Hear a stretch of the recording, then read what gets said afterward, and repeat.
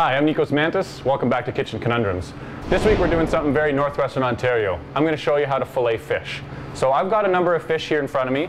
I've got pickerel or walleye, whatever you want to call it. I'm not going to get in the debate with you, but this is the fish right here. A lot of you see it while you're out fishing, and a lot of people have questions on how to clean it. So I'm going to show you the proper procedure. I've also got a perch, which is a little bit smaller fish, but it has the same cleaning procedure. So I'm going to show you how to do it.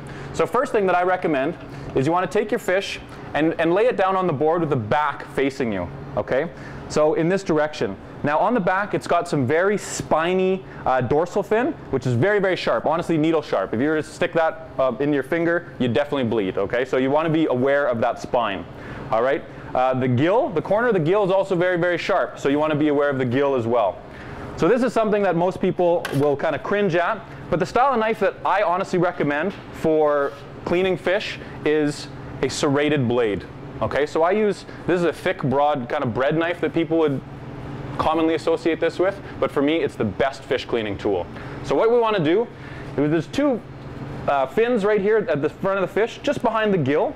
So we want to make an angled cut in towards the head, right underneath these two fins. So once we've got that first cut made, we're going to turn our blade to go flat, parallel with the backbone. The serrated blade cuts through these rib bones real nice, and we'll just follow that all the way back until we get that fillet off the fish. Okay, we're going to do the same thing on the other side. Again, with the back facing you, cut in just under the front two fins, running that knife all the way along the spine. And there we have two nice fillets off our fish. We'll dispose of the carcass.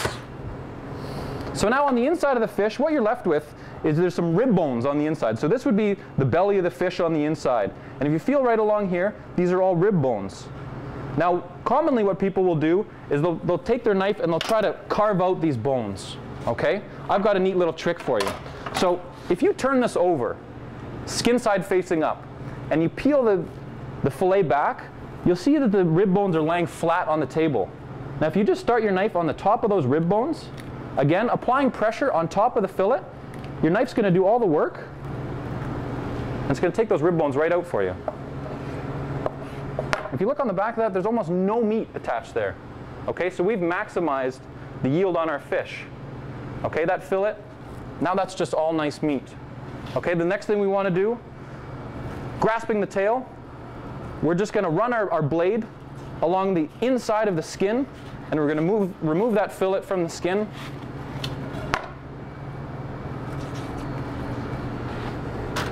Now there's one last section of little tiny pin bones right through the center of the fillet. So we're just going to cut those out.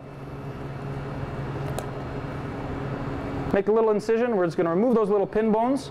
Now we've got a completely boneless fillet. Now generally, I like to rinse those off before we use them. But that's how you get a boneless fillet, pickerel, walleye, same for perch, same preparation for bass. If you're living in northwestern Ontario, you're probably going to fish. Some neat tricks for you. I'm Nikos Mantis. Thanks for watching Kitchen Conundrums.